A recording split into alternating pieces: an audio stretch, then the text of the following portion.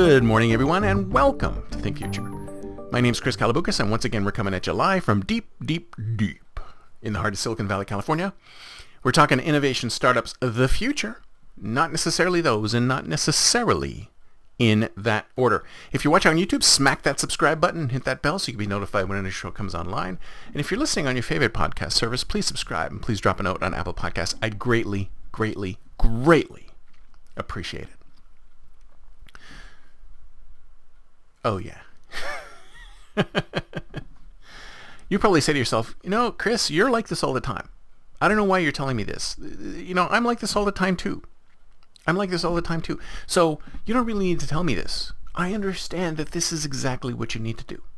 See, one of the ways in which we innovate, or one of the ways in which I innovate, is you have to come at things with a beginner's mind. You have to come at things as if you've never done them before. And one of the ways in which you can come at things in ways that you've never done before is go back to the way we all started. So when we were children, when we were little babies, we were information sponges.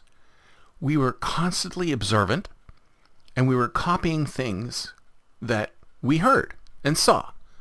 We copied behaviors, we copied speech, blah, blah, blah. We'd try to say things. We would be open sponges that would suck in all of the stimulus that's coming in around us, and we would try to use that stimulus and use it to communicate. We would be observant and open to everything. No matter what was being heard, we never said no to anything. We listened to everything because we didn't know what was important. We didn't know what was good. We didn't know what was right. We didn't know the rules. We just listened and we spoke as much as we possibly could because we were trying to interact with people. We were trying to understand what we were as a human being. And then, as we started getting older, these things started to solidify in us.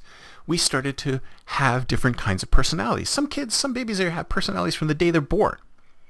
And then their personalities change. And then they do this, and then they do this. But if you think about it, like I said, at the very beginning, human beings, we're all sponges. We observe, we take in, we mix things up, and then we say things. And sometimes we say things without any kind of tact or thinking about how we're going to say things. Sometimes we just go blah, we just say things. And other times we're really thoughtful. And if you think about it, when you're a kid, you're not necessarily thoughtful. You're not necessarily tactful.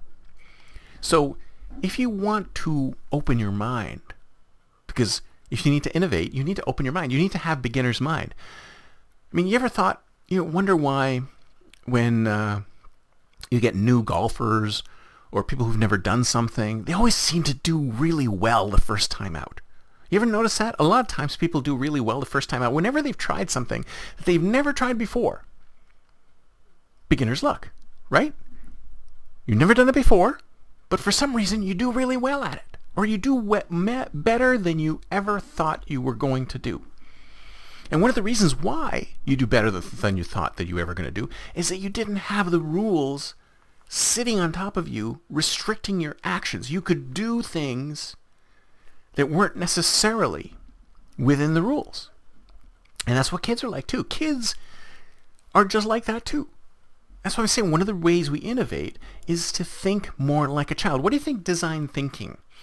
Part of what design thinking is all about. When you sit down and you create models of things and you draw and you sketch and you use your creativity to come up with things, don't you think that's hearkening back a little bit to the time when we used to play with Legos or Play-Doh or other types of physical things? We just put stuff together. We just created things with our hands.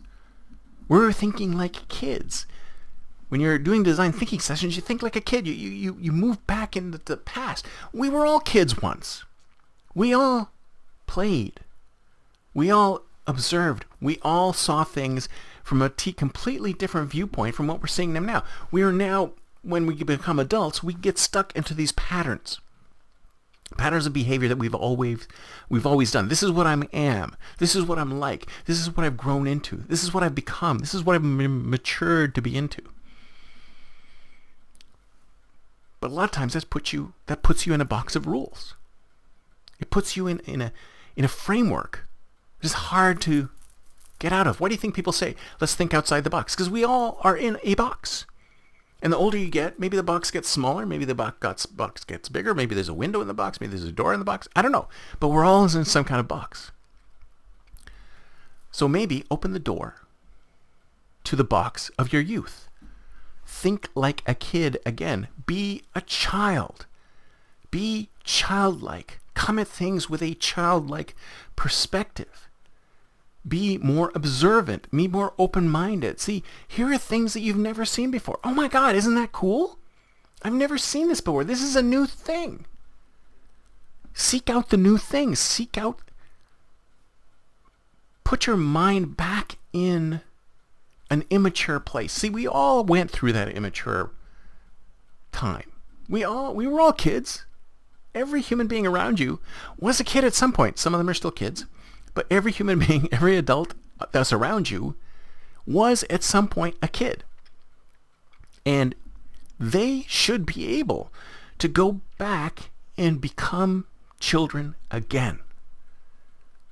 So if you want to innovate, maybe one of the tactics you can use is to think like a kid again.